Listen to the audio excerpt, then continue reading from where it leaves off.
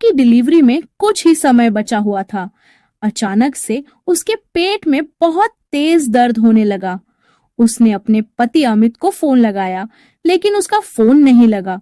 तो प्रिया ने अमित के ऑफिस में फोन किया तो पता चला वह ऑफिस से निकल चुका है। प्रिया मेड के साथ अस्पताल पहुंची, लेकिन अमित अभी तक हॉस्पिटल नहीं पहुंचा। आखिर अमित कहाँ था? अमित कॉलेज के समय से ही बहुत दिलफेंग किस्म का लड़का था। वह अपने आगे किसी को कुछ नहीं समझता था, लेकिन नौकरी लगने के बाद उसने शादी अपने माँ बाप की मर्जी से ही की थी। प्रिया भी एक वर्किंग वुमन के साथ साथ बहुत ही अच्छी गृहिणी साबित हो रही थी, और हाँ, युवतियों की तरह चमक दमक से वह अपने आप को दूर ही रखती थी, लेकिन हाँ, घर के प्रति काफी समर्पित रहती थी। उसके इसी गुण की वजह से अमित भी उस पर फिदा रहता था। दोनों ऑफिस के लिए एक साथ ही कार में घर से निकलते थे। अमित प्रिया को उसके ऑफिस के निकट छोड़कर वह अपने ऑफिस की तरफ बढ़ जाता था।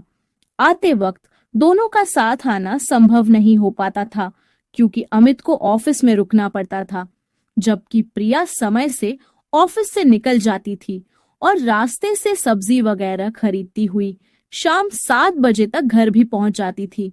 फिर वह स्वयं को घर के कामों में व्यस्त कर लेती थी, जैसे वॉशिंग मशीन में कपड़े धोना, रात के लिए डिनर तैयार करना। ऐसे ही घर के बहुत सारे काम उसके पास होते थे।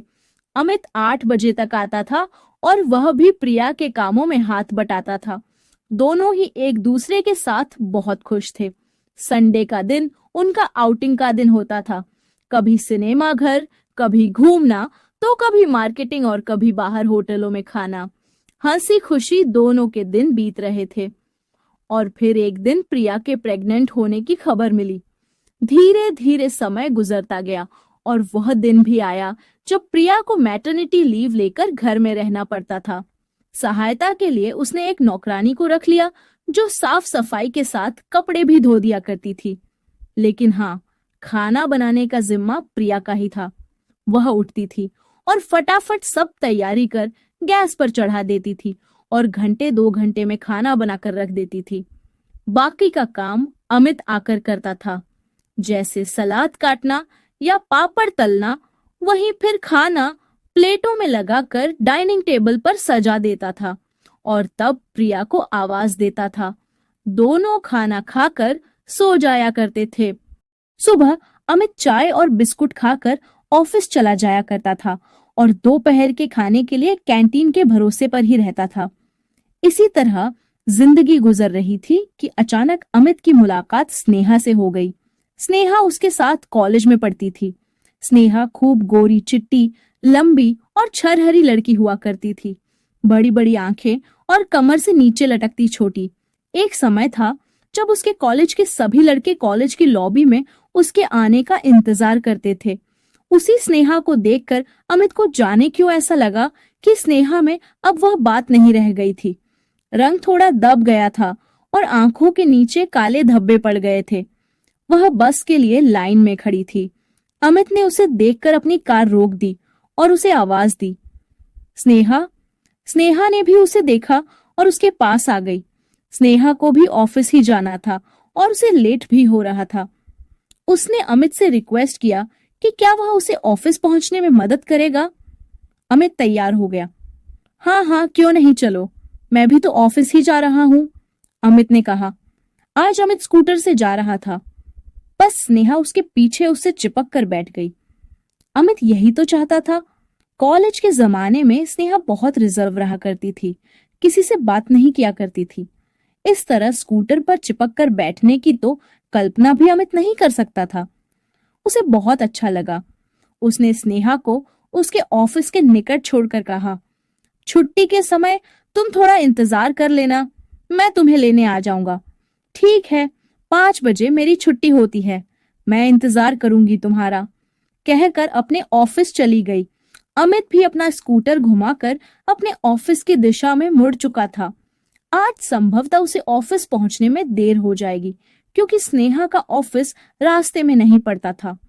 वह स्कूटर तेज चलाकर टाइम पर ऑफिस पहुंचने की कोशिश कर रहा था। शाम होते ही अमित का मन बेचैन होने लगा। इतना तो उसने कभी प्रिया के लिए भी नहीं सोचा था। आराम से अपनी ड्यूटी पूरी कर वह घर लौटता था। सब्जी भाजी सबकी चिंता प्रिया को ही रहती थी। वह अपने समय से घर पहुंच जाता था और खा पी कर आराम से सो जाता था। स्नेहा के लिए उसके दिल में बेचैनी थी। उससे वह बात करना चाहता था। आखिर क्या बात हो गई थी उसके साथ? इतना रंग कैसे दब गया था? उसका इन्हीं सब बातों को लेकर वह परेशान था।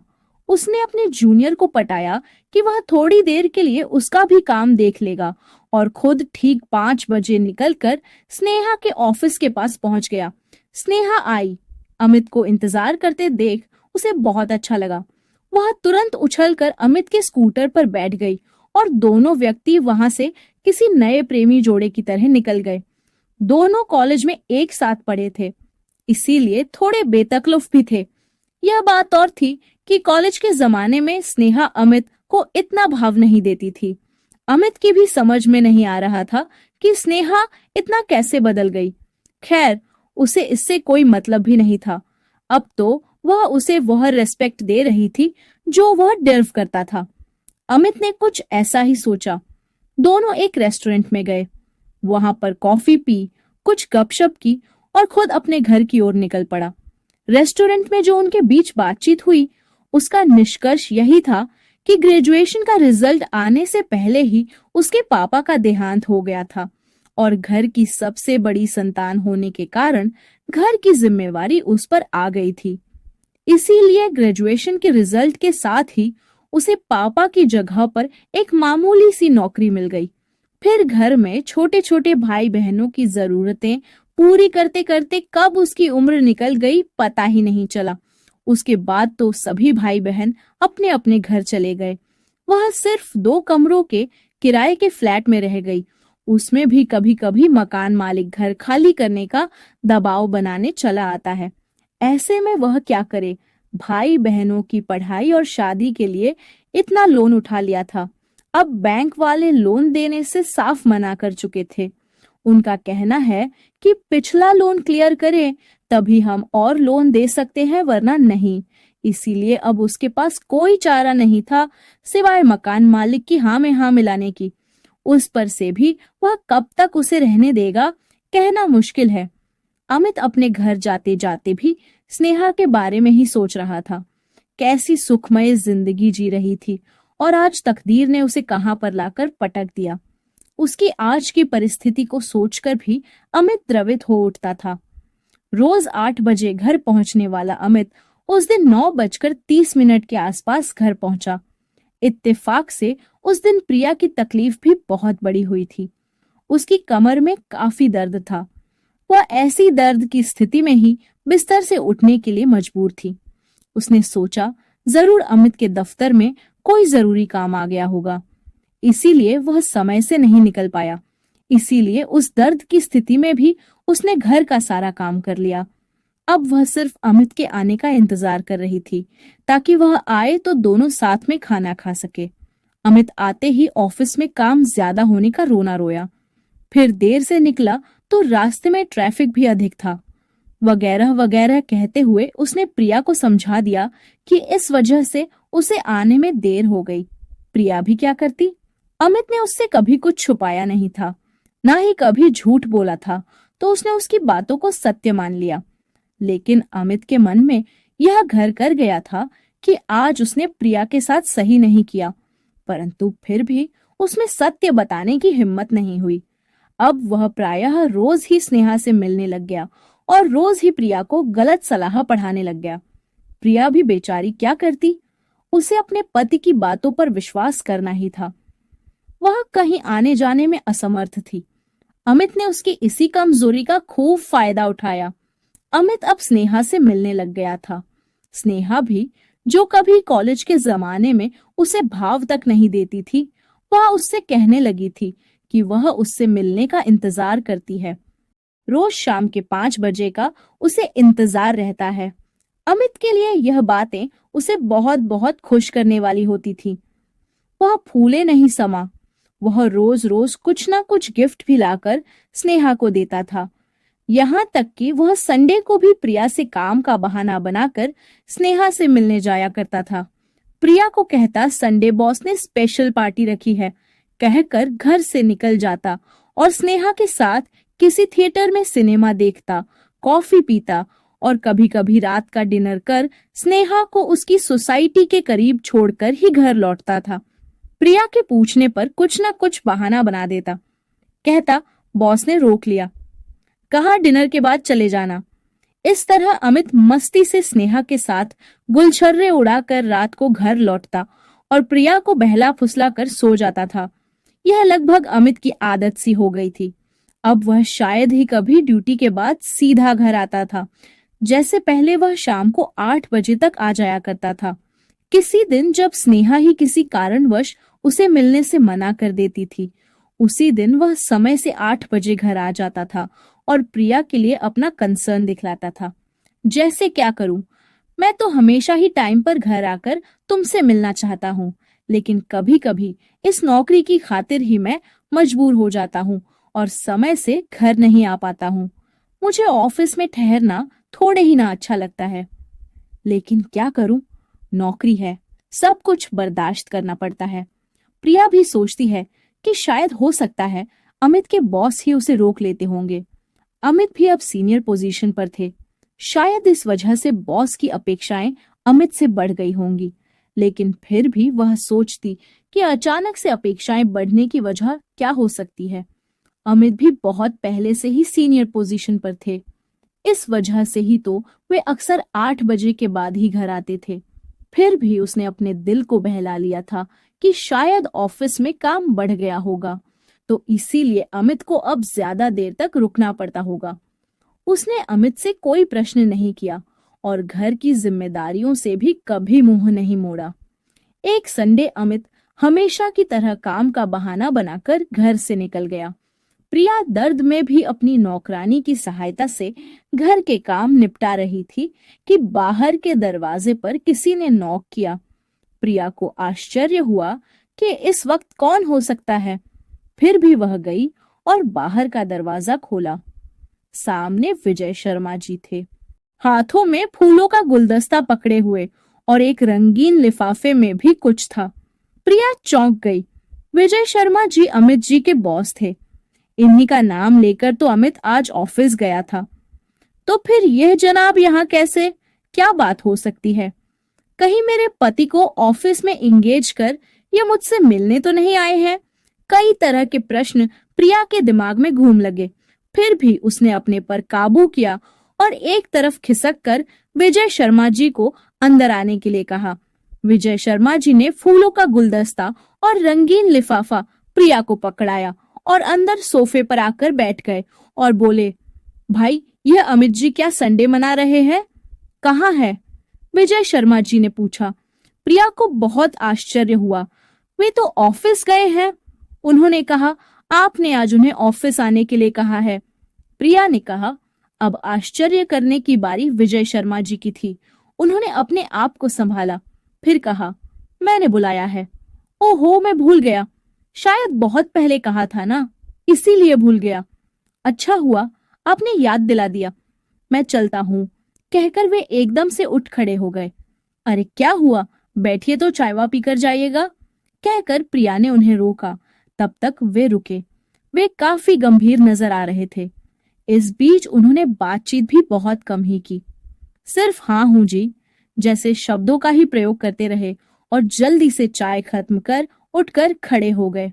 माफ कीजिएगा, मैं आपकी तबीयत का हालचाल जानने के लिए आया था, लेकिन अब फिर किसी दिन आऊंगा। आज के लिए इजाजत दीजिए, ऑफिस में अमित जी भी मेरा इंतजार कर रहे होंगे। कहकर वे बाहर निकल गए। जाने को तो विजय शर्मा जी चले गए, लेकिन प्रिया को दुविधा में डाल गए। प्रिया को अब यह बात समझ में नहीं आ रही थी कि जिस शख्स ने ऑफिस के काम के लिए लोगों को बुलाया वह स्वयं कैसे भूल गया और किसी ने भी ऑफिस से उन्हें कॉल क्यों नहीं किया। यह बात प्रिया को कुछ हजम नहीं हो रही थी, लेकिन उस विषय पर ज्यादा ना सोचते हुए उसने घर के कामों पर ध्यान देना शुरू किया। सारा काम पसरा हुआ था, नौकरानी एक एक कर निपटा रही थी। यह बड़ी किस्मत की बात थी कि उसे नौकरानी बहुत अच्छी मिली थी। हम उम्र थी, अतः बातचीत भी बेतल्लुफ से भरी होती थी। नौकरानी ने ही पूछा, क्या कह रहा था वो मेम साहब?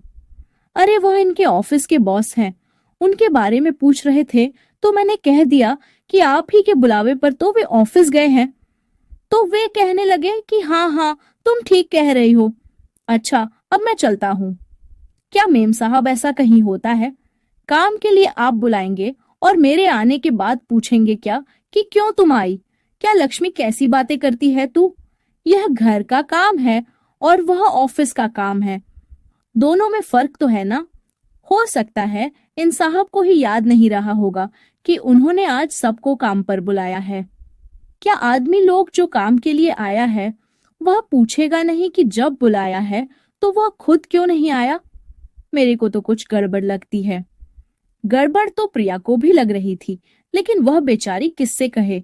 उसने लक्ष्मीबाई को डांट दिया, तुम्हें कुछ ज्यादा ही गड़बड़ लगती रहती है। जब वे कह रहे हैं कि वे भूल गए तो हो सकता है सच में भूल गए होंगे। अच्छा चल, चाय पिएगी?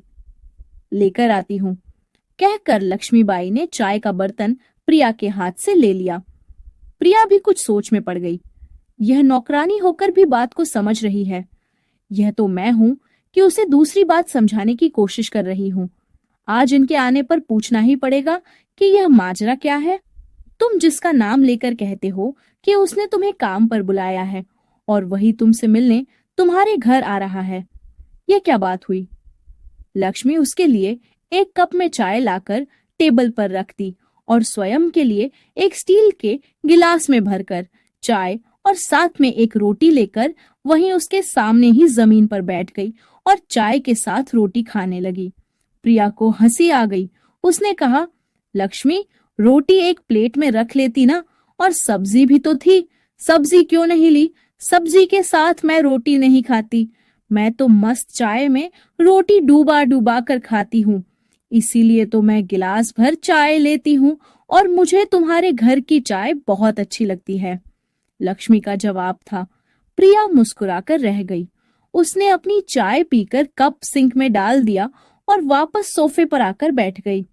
शाम को अमित आए तो प्रिया ने सिर्फ इतना ही कहा, विजय शर्मा जी आए थे। हाँ हाँ क्यों नहीं आएंगे भला, उन्होंने ही तो हमें काम पर बुलाया था। तो वे क्यों नहीं आते? अमित जी का जवाब था। प्रिया ने तो उसे बताया था कि विजय शर्मा जी आए थे ना कि पूछा था, परंतु अमित जी के मन में चोर को लगा कि उससे पूछा जा रहा है। बस यही उससे गलती हो गई। वैसे कहा भी गया है कि 100 दिन का चोर भी एक दिन पकड़ा ही जाता है। प्रिया असमंजस में पड़कर अमित का चेहरा देखने लगी। अमित भी गड़बड़ा गया कि क्या उसने कुछ गलत जवाब दे दिया। उसने हड़बड़ाकर फिर पूछा, क्या कह रही थी तुम? कुछ नहीं, हाथ मुंह धो लो, मैं खाना लगाती हूँ, थक गए होंगे, कहकर वह किचन में खाना गर्म करने लगी। अमित की समझ में कुछ नहीं आया। वह हाथ मुंह धोने बाथरूम में जा घुसा। उसके दिमाग में हलचल मची रही कि आखिर उसने ऐसा क्या कह दिया कि प्रिया चौंक कर उसे देख रही थी। धड़कते दिल से हाथ मुंह धोकर वह डाइनिंग टेबल पर आ गया। डाइनिंग टेबल पर उसने देखा एक फ्लावर बुके फ्लावर वॉज में लगा हुआ था और एक रंगीन लिफाफा डाइनिंग टेबल पर रखा हुआ था। कौन आया होगा, वह सोचने लगा। प्रिया आई और खाने की प्लेटें लगाने लगी। बहुत हिम्मत करके अमित ने पूछा, यह गुलदस्ता और फलों के पैकेट कौन दे गया? बड़े ही निर्विकार भाव से प्रिया ने कहा, विजय शर्मा जी। अमित सन्न रह गया। तुमने बताया नहीं? अमित ने लड़खड़ाती जुबान से पूछा। बताया तो था, तुम्हारे आने के साथ ही मैंने बताया था। तुमने क्या सुना नहीं? प्रिया ने उसी निर्विकार भाव से जवाब दिया। ओ, तो वह जनाब यहाँ आए थे, हमें लगा घर गए होंगे। अमित ने फिर एक झूठ बोला। लेकिन तुमने तो अभी कहा कि वे ऑफिस आए थे। हाँ तो मैं क्या झूठ बोल रहा हूँ, आए थे वे वहां, फिर मुझसे कहकर गए कि उन्हें कुछ काम है जिसे वे निपटा कर आएंगे। मैंने सोचा शायद घर गए होंगे, मुझे क्या पता था कि उन्हें यहाँ आना था। अमित ने बड़ी ही ढिठाई से यह बात कही। प्रिया ने कुछ नहीं कहा, चुपचाप बर्तन समेटकर चली गई और हाथ मुंह धोकर रूम बंद कर सोने चली गई। उसके मन में उथल पुथल मची थी। इतने वर्ष के वैवाहिक जीवन में संदेह का एक कीड़ा अपना सर उठाने लगा था। विजय शर्मा जी की बातों से साफ जाहिर था कि वे ऑफिस ही नहीं गए थे। वे सीधे यहीं आए थे और आते ही यह भी पूछा था कि क्या अमित जी अभी तक सो रहे हैं। लेकिन प्रिया ने कुछ कहा नहीं और चुपचाप सोचती रही कि आखिर यह क्या हो गया उसकी जिंदगी में। दूसरे दिन अमित सुबह उठकर तैयार हुआ और ऑफिस चला गया। ऑफिस में उसके बॉस ने उसकी क्लास लगाई कि उसने कहा किसी को संडे के दिन काम पर बुलाया था, तो उसने क्यों अपनी बीवी से यह कहा कि उसे संडे के दिन काम पर बुलाया गया।